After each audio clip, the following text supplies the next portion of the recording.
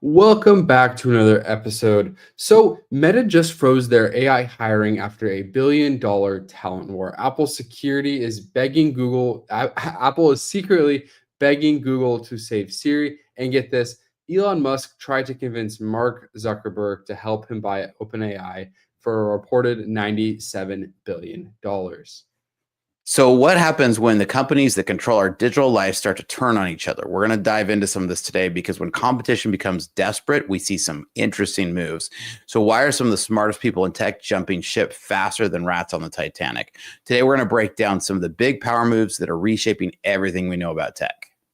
Totally. All right, so let's start into it. So we had two more. Well, first off, my name is McKay Thomason. I go by Meet McKay on YouTube. This is my father's startup hack, where we talk everything off camera about business, tech, finance, everything in between. And we decided to bring some of our kitchen table conversations right here to you guys, and you guys have been seemingly enjoying it so far. So thank you guys so much for the support. And startup hack, what are you all about? So we love to train software developers as well as build custom software solutions for companies. So you can always reach out to us at startuphack.com/Spencer. And our favorite compliment for both McKay and I is if you guys leave a comment down below. So we love to chat with you guys both in and out of the live. So make sure you leave comments because we love to hear your guys' take on this too. Totally. Awesome. So let's jump right into it. So right here, I have this story that we have more. Let me make sure I have this right. Nope. Okay. There it is. Okay.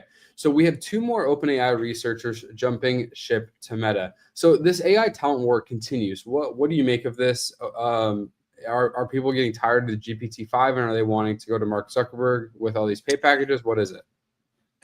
This is a sign of, the bubble bursting. We've talked about the bubble bursting before. This is a sign of it. When they can't bring in new talent, when they're just rehashing old talent, when everybody's, part of the sign here is that there's definitely trouble at OpenAI. So we talked about, the Titanic sinking and, rats trying to get off.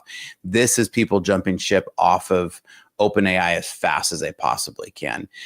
Sam Altman has lost almost every one of the original researchers that built GPT-3. All of them were frustrated with the GPT-5 launch. Many of them, even before it launched, left. And this was for Mark Zuckerberg and everybody else, music to their ears and wonderful. They're definitely excited about this. So, but this is part of what we see, right? We see that when the market knows that it needs to niche down, you see people starting to try to steal those who are the smartest in this space. And we're definitely see that stealing. I like this graph that you have out right there because you can see that, this emergence from many different companies and Mark Zuckerberg is trying to play big as we're going to talk about in other areas too. Yes, totally. So yeah, you can just see how, like you said, most of his original team is gone. And I believe the chief researcher of OpenAI said, quote, "Someone has broken into our home and stolen something," referring to these employees. And Sam Altman called Meta's tactics culturally damaging. But it's like what Mark is doing. It seems to be working like crazy. So this kind of transitions pretty well into our next point. Why is Meta deciding to halt AI hiring from here on out? So it's been an interesting time at Meta because, their original Llama 3, then went to 3.1, went to 3.2. They were very successful on the 3 series.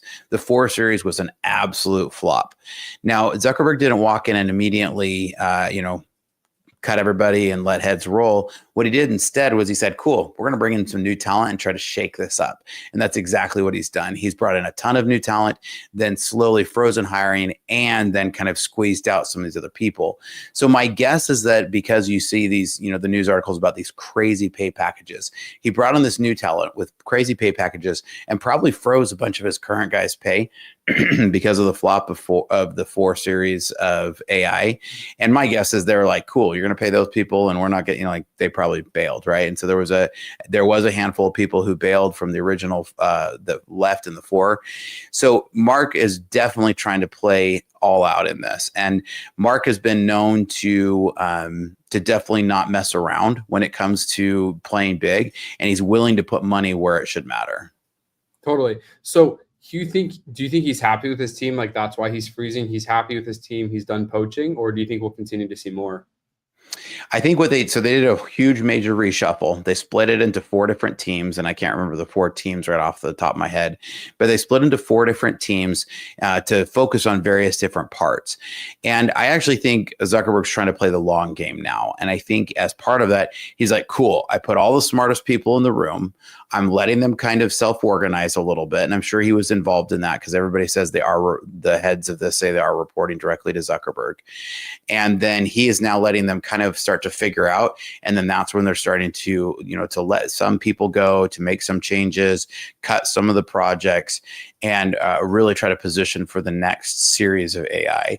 As we see in another article that we're going to talk in a little bit later, you can see that Zuckerberg is definitely willing to go all in on this. And he recognizes, and Meta's actually done a lot of eating their own dog food, as we call it in the software industry, right?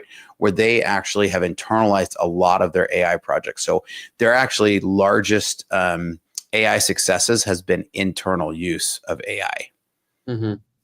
Yeah, no, that's actually to your point. This bottom paragraph says right here that they're making their new AI models closed, which is a departure from the company's longtime philosophy of open sourcing its models. What do you take about them closing their open source? Is that just they don't want to let all their secrets out of the bag, or what do you think? Yeah, it's an attempt to try to keep competitive advantage, and you can do similar to what XAI and Elon Musk just recently did. So Elon Musk just recently open sourced Grok 2.5, right? And he open sourced that model, released it onto Hugging Faces, and said that every new model they'll release the old model 6 months after. And so he said and so I could see Meta doing a similar type of pattern, and it's to try to keep a competitive edge. If you're spending, I don't remember what the exact number is, $65 billion. I was close. Billion this year. That's what the company said and it's going to be largely going towards data centers and hiring AI researchers. Yeah, it is interesting, so they just open sourced in August. They just open sourced Dino V3, which is actually their machine learning language model. So they are still open sourcing some of the things, but I think their large LLMs so far haven't proved to be to gain them a ton by open sourcing. And so, the open source community is, obviously pretty sad about it. I'm pretty sad about it. We build on a lot of different open source projects. So for all of our clients right now, every single one of them, we are implementing open source models. So it's going to be interesting to see how the world continues to shift from these big people who are spending so much on AI and on training these models to see, the democratization of AI and to see at what phase. I think ultimately everybody will probably do something fairly similar to what X just did, right? Where they build it, they keep their proprietary, their big one, and then they release the old one 6 months later. So they can still say, look, see, we're playing with the community, we're doing this. And it does actually keep it relevant. One of the reasons they do that strategy, because the reason we saw OpenAI release GPT OSS, which is essentially the 4 series model before they released 5, right? It was literally 2 days before, is that suddenly there was a ton of ChatGPT hosting provided all across the web, from AWS to all these other people. So it actually helps raise the brand name, and everybody goes, oh, ChatGPT 5, I want to go host that for my server and my project. And they run over and they do it, but it's actually not GPT 5, but it's like just ChatGPT, and that's what they do. So it's kind of a brand awareness, but that's really the reason they open source these, is because it allows the hosting providers to be able to then host it. So, Grok open sourcing 2.5, suddenly you see a whole bunch of Grok hosting pop up. Yeah, no, that's a good call. So do you have anything else on the hiring freeze? I think this is going to be an interesting move. Zuckerberg's no idiot. He's definitely proved to be shrewd. He's definitely proved to be, to really continue to drive Meta. Meta has the profits to be able to spend on this. One of the differences that Meta has in a little different category, and I think, and we'll kind of dive into this a bit today, I think some of your winners are going to be the people who are able to fund their projects on other ways other than AI. Because here's the problem that we're going to see as the bubble starts to burst. And we're already starting to see some retraction of the market on AI. And I don't think we're going to see as sharp of a burst, per se, as we did in the dot-com bubble burst, but there's definitely the beginning signs of a bubble burst. But what you're going to see is you're going to see the successful ones are the ones who can fund it with other ways. So Google relies on their search, Facebook relies on their advertising. And so to Zuckerberg, spending $72 billion is pocket change. He's literally spending that out of their net revenue comfortably without having to go out to outside investors. So when you have somebody like OpenAI that can only rely on their AI revenue and having to go out and raise funds, and who is burning cash at 4 times the rate that they're earning it, that's not a successful model. But you've got Google and you've got Meta who have other ways to fund these and can continue to fund these based off of that. And then even if it were to flop, Meta will still have use for those data centers, right? Yeah. OpenAI flops, there's nothing for them to do with those data centers. Yeah, I mean, they could lease them out, but that's not very profitable. I was just looking. I don't have a super confirmed source, so maybe you can tell me if this is true or not. But Sam Altman did kind of roll over and say, yeah, GPT-5, we kind of did let down in terms of expectations. But it's all eyes on GPT-6. Do you think that we're going to get into this endless cycle of don't worry, the next model is going to be better? 100%. We're already there. So in GPT-4, they went 4 and then they went 4.0 mini, and the 4.0 mini was actually the most successful of the 4 launches for OpenAI. 5 was such a dismal failure, they had to bring back 4.0 mini, right? They had originally removed it, and then within a week or two, they brought it back. That what you're referencing is about 10 days ago now, Sam Altman publicly announced that they failed on GPT-5 and was immediately talking about the features of GPT-6, and then also dropped the big bomb saying, yeah, we're starting to see the bubble burst. And he directly referenced that. Yeah, we talked about that last week. I think that's interesting. Something that I'm thinking about now, do you think companies that are just LLMs are going to become a commodity unless they're paired with hardware? I think they're going to have other services. I think you're just going to have to see whether it's paired with hardware or not. I mean, not necessarily. So one of the big examples that comes to mind is Anthropic. I think Anthropic is one of the few that will survive. They're not pairing with hardware. But they're definitely one of the ones playing. But see, Anthropic's gone really smart because Claude is one of the best ones. They've stayed in their lane. They're starting a new safety team. But the other part about Claude that they've really done is they've gone after the developers. Claude Code is one of the best tools out there. They're stealing a ton of market share from Cursor right now. And hands down, every developer will tell you the Claude models are one of the best. One of the only people to compete with them right now is Gemini with Google, right? And so they've niched down, and I think this is again part of that bubble burst that we're seeing, where we're starting to see companies really specialized. And I think Anthropic is one of the ones that hasn't tried to pair with hardware, and I think still can be successful. Yeah, no, I hear what you're saying. I think that does make sense, specialized use cases. But like in the fact of OpenAI, are they going to have to come out with a phone or something to stay relevant in 10 years? Or do you think that the household name is going to be enough to save them for a while? Well, so right now, OpenAI, I think, is the perfect example of too big to fail. I mean, when you've grabbed 700 million users, I don't care how bad you are. If you have 700 million eyeballs, you can kind of screw up a lot and still get away with it. Do you think there is a lane for them to come out with a phone? Because before there was a Google phone, there was Google Search, and then Google Search kind of morphed into Google Pixel, and they started to offer all of these other different hardware aspects. Do you think that OpenAI can get into hardware eventually? It'll be interesting to see as we watch the antitrust suit play out, if Google is truly forced to sell Chrome. I think the natural person who likely will buy that will be OpenAI. I think they have the capital. The capital play on OpenAI is a really tricky one. They're going to have to figure out how to tighten their belt. Right now, reports are that they're spending 4 times the amount that they earn. That can't go on forever. Investors won't keep pumping money into that. They are going to struggle to go public because of their charter. That's going to take years to unwind. So I think the bigger play is, rather than trying to build their own phone, I think it'll be more of them trying to grab something like Chrome. They've talked about they've publicly said they would purchase Chrome. So browser's probably a smarter play. Yeah. I mean, Musk talked about building his own phone for a while and retreated from that idea very quickly. I think anybody who tries to enter that market right now to beat either Apple or Google's dominance in that space will lose. Yeah, no, I think you're right. I think it's going to be interesting. I don't know if Zuckerberg or Musk are going to let OpenAI have a cheap grab at Chrome. I think it's going to be. I'm very curious to see who's gonna purchase it if it does need to be sold. Yeah, I mean, I think the price tag they put on it was 57 billion. Yeah, and I mean, but to have everybody, so many people use Chrome that I don't know. It'd be hard. I don't think Elon will roll over and just give that to OpenAI. No, I don't think anybody's. I mean, Google's not going to let go of it unless they're absolutely forced to. There's not a number that's going to make Google like.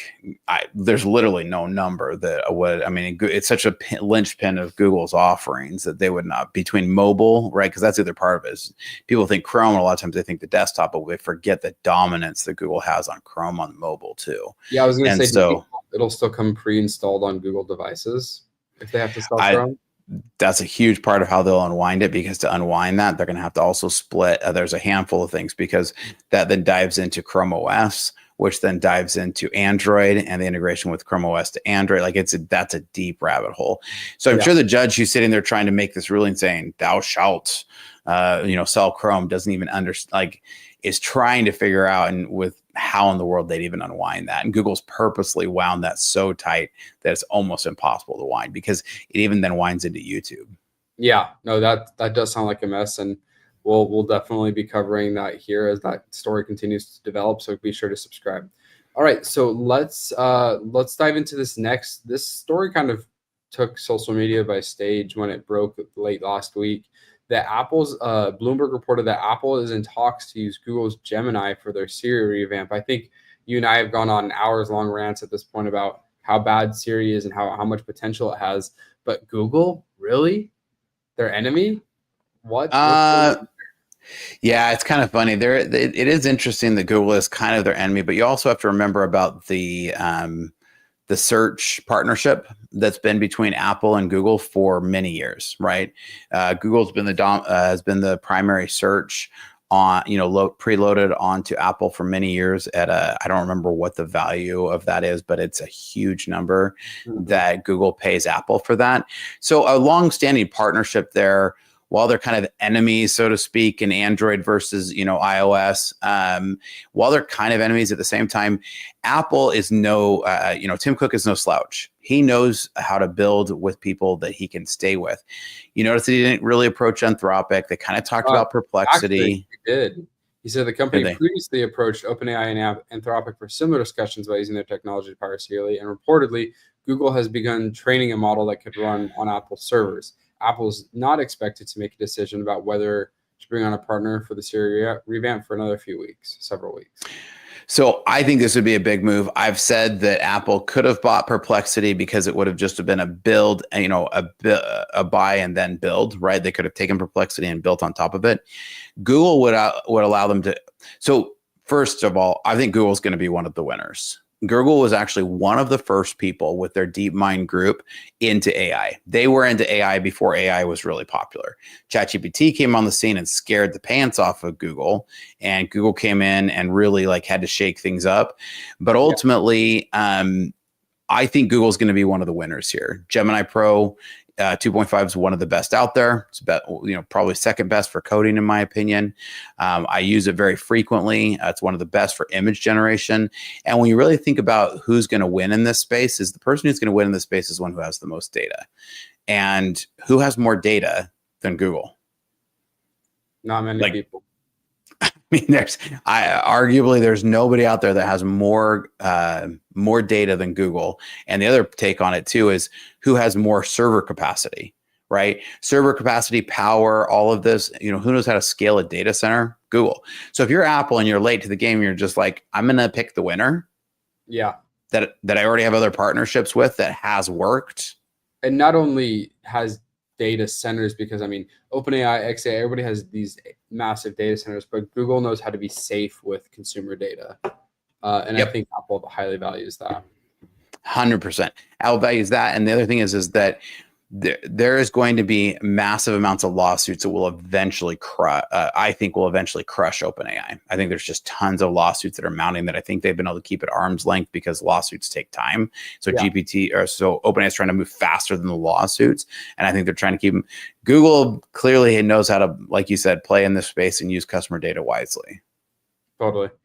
Yeah, I think that would be a fascinating partnership. Do you think that's a good move for Apple rather than developing something on their own? This is a funny time to get into the market when we're seeing the bubble burst. And bubble burst meaning like the technology is not going to go away. AI is not going away. Let's make that really clear. And everybody thinks that like I'm an AI hater and like I get called all kinds of names and stuff, but I'm an AI realist and AI is not going away. And Google's been in the DeepMind game for over a decade at this point, almost 2 decades. I think DeepMind was started about 15 years ago. I'd have to go look it up. But they've been in this game for a long time. And like you said, they know how to handle customer data. So they've been taking the data and moving it over into, in safe ways. And they're going to be the ones who's going to be smartest with this. And so if you're Apple and you want to just bet on a sure thing, Google's not going to lose in this space. So why can't Apple do it? Do they not have the talent? Is it the time? Is it the security? Apple is one of the biggest companies in the world, and they can't figure out how to stand up something. Do they want to? Like I ask customers all the time, like because I'll have clients come to me and they'll be like, "Well, we could da da da," or I'll bring them something and say, "Well, hey, we could build X, Y, and Z," and then I'll say, "Is that the business you want to be in?" And that's, I think, the biggest question here is starting a whole AI team something Apple wants to be in? Or can they just pay somebody for it and then do what Apple does and mark it up 50% and sell it, which they've been very successful at doing for years and years. Yeah. No, that's a good point. It's just kind of a bummer. I wanted to see Apple compete in this space, and instead it just sounds like they want to be the customer, which isn't a bad move. Like you said, do you want to be the entrepreneur building it, or would you rather just be the customer and keep doing what you're good at? Well, and instead we hear Apple just doubled down and made a 3-year plan for how they're going to reinvent the iPhone, right? And I don't exactly know what that means. I'm very curious to hear what that means. It was like flip. It was so funny because I thought I saved it to show it to you. It was flip phone, the curved glass around the edges, and there was one other thing and the light phone. And it was just like, you're right. Like Google has done this for the last 10 years, and now Apple's just getting into it. So I thought that was funny. Yeah. I mean, I'll be curious to see what they do that's somehow different. But at the same time, Apple's riding off into the sunset and they're still turning profits every quarter. So yeah, totally. Let's jump into this next story here. I'm fascinated to hear what you think about this because I love Elon. He's a great guy. He will not let OpenAI rest. He does not leave them alone. It's not even poking the bear. It's just like, he just like keeps kicking the dog. Like, it's just like, he keeps filing lawsuits. Like and I don't know. I think it's interesting. So the headline here is that Elon Musk asked Meta CEO Mark Zuckerberg to join XAI bid to buy OpenAI filing show. And just like a year and a half ago, the headline was Elon Musk and Mark Zuckerberg to fight in the Coliseum. So they were about to wrestle, and now they're the enemy of your, what is it? The enemy of your enemy is your friend. And yep, so 100%. So Elon and Mark Zuckerberg were reportedly going to take over OpenAI for $97.4 billion. What the heck? Are they trying to get rid of OpenAI? Like Yes. What's your take on this? OpenAI is a bane to both of these fellows. And Elon Musk has publicly shown his absolute, I don't know what word is strong enough, utter disdain, hatred, like whatever word is strong enough. Yeah, I mean, he hates Sam Altman. And this went from because to your point, like Sam and Elon largely went in and started OpenAI, and Sam kind of spat in Elon's face. Now, one of the things you'll also find is everywhere along the trail of Sam Altman does not have friends. every single former business relationship Sam had is now an enemy. Nobody likes Sam. And even his own internal company now has all left. The same executive team that launched GPT-3 are all gone. Sam is a slime ball. Nobody likes him. And Elon is his absolute number one public enemy. And so Elon is going to crush him. Elon has made zero qualms about this. He wants to crush Sam Altman. And so in this kind of a case, this is a two-part win because Elon wanted to get with Zuckerberg, one, to get in good graces. Elon definitely also doesn't miss words about who he's willing to be friends with. And so even while he wanted to fight Zuckerberg, it was kind of a fun thing with a buddy, right? Like him and Zuck get along and they actually have fairly similar views on AI and a lot of that stuff, right? And so they do really agree with this. But this is also a power move, one, to crush OpenAI. And Zuckerberg wants to get rid of OpenAI. They've just stolen a lot of its users, right? Those 700 million users, a lot of that are essentially fleeing from the Meta platforms. So it looks like I'm wondering how much of this is just for show, just to kind of make Sam Altman squirm a little bit in his chair, because OpenAI filed back in its counterclaim and subpoenaed a bunch of records, and Mark Zuckerberg's Meta argued that OpenAI's request for documents are overly burdensome and that OpenAI should obtain relevant communications from Musk and XAI instead. So Mark is a little bit like, hey, leave me out of this. And meanwhile, OpenAI is subpoenaing Meta for communications between Mark Zuckerberg and Elon Musk, and that'll take years to come out, even if it does get granted, and it'll probably be heavily redacted. But it would be fascinating because I love in Walter Isaacson's book, he has a lot of Elon's communications when he came to the takeover of X with like Larry Ellison, and so it would just be fascinating to see that conversation between some of the most brilliant minds that we have talking about this. I could see him like, hey, bro, do you want to just mess with Sam and put a bid in? Because they didn't sign the letter of intent. So I thought that was, I think Elon did, but Zuckerberg nor Meta signed the letter of intent. So I could totally see Elon on some week and be like, hey, bro, you want to buy OpenAI? And then Zuckerberg's like, sure. And then soon enough, Mark's name is all over filings. And so I don't know. I think this bid predominantly was just to make Sam squirm a little. I don't know. Do you think there was any more merit to it than that? I mean, it's hard to know. Elon, this could have been, Elon and Zuckerberg and a lot of others spent a lot of time in the White House, around when Trump was originally elected, and they were all there, so was Jeff Bezos and a whole bunch of others. You could just kind of, like you said, kind of imagine, and this would have been about that time frame, right? In January, February time frame. And you could have just, those conversations may have started in January around the, inauguration, and you could see them saying, hey, bro, like, let's go mess with OpenAI, right? Yeah. And anything that can slow OpenAI down and cost them money, Elon know he can outspend OpenAI. So some of these kind of plays are literally just a poker game to see how can I outspend him. Yeah. No, I think that's a good take. I want to cover this story really quick. This kind of I believe it was yesterday. Let me go ahead and share this. So there was rumors that this was going to happen, and then it looks like it finally actually did happen, that Elon Musk made good on his threat to sue Apple, claiming OpenAI bias in the app. Do you think Elon is sad that this is coming right off the heels of the news that Apple's going to work with Google? Do you think that Elon was trying to throw his ring in the hat to have him work with Grok and XAI? 100%. Absolutely. I can't imagine. I mean, and yes, I do think, I like Elon Musk as well, because I think part of these are part of his chess game that he's playing. But on the flip side is he's definitely, unhappy that Grok wasn't chosen to be the one for them to partner with, and that XAI was. But pretty much Apple's brand is not Grok, nor is it some of the semi-flippant behavior that frequently is Elon Musk. Yeah. No, it'd be hard to, like, a company like Apple, it would be hard to align with somebody as volatile as Elon can be.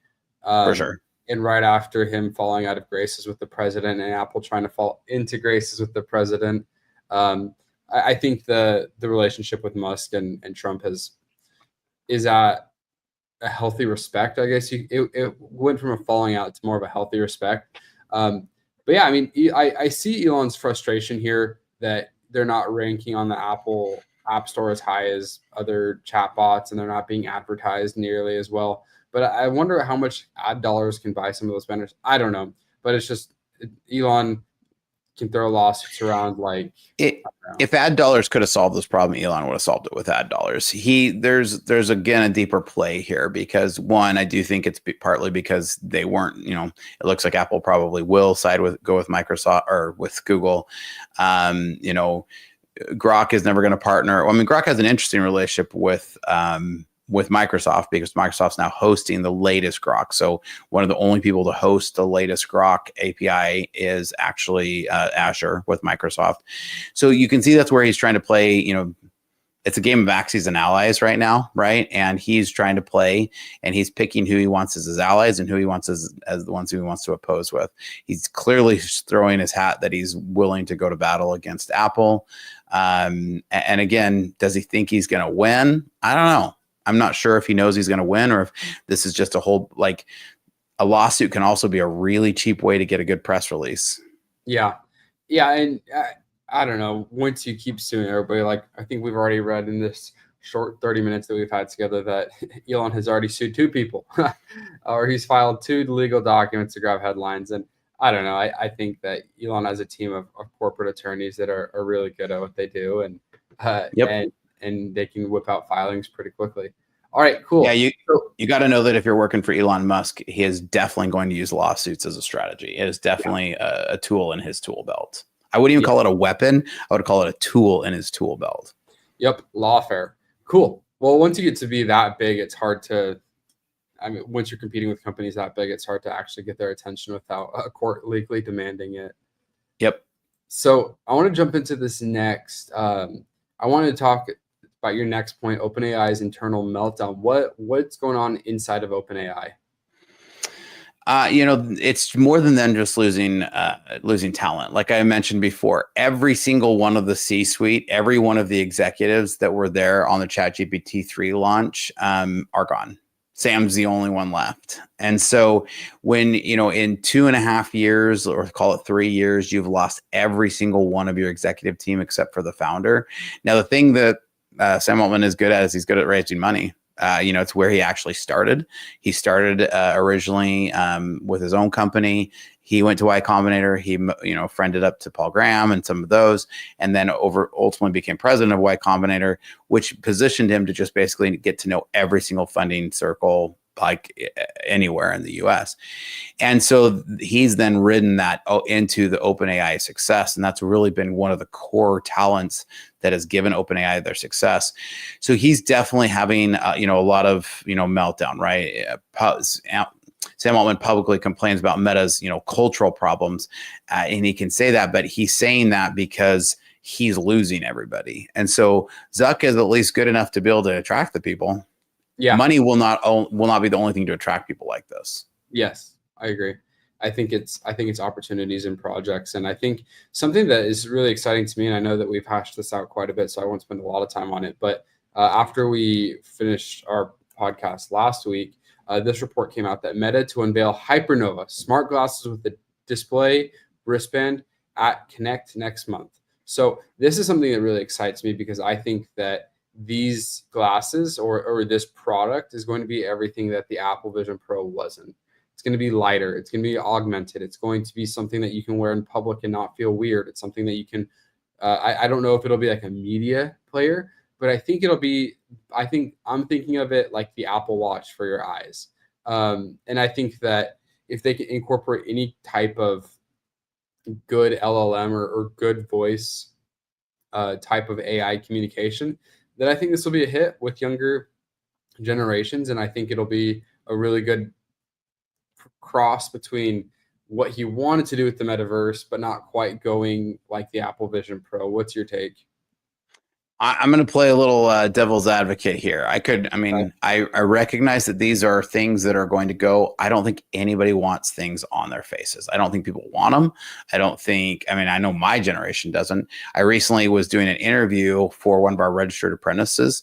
And so we do at Startup Hack, we love to train software developers. So we bring in people who don't have experience and we then train them on the job and pay them to get training. So I was doing an interview for one of these registered apprentices and the guy had a pair of glasses on that looked eerily like this, like the current Ray-Ban version, that is really kind of the forerunner to this.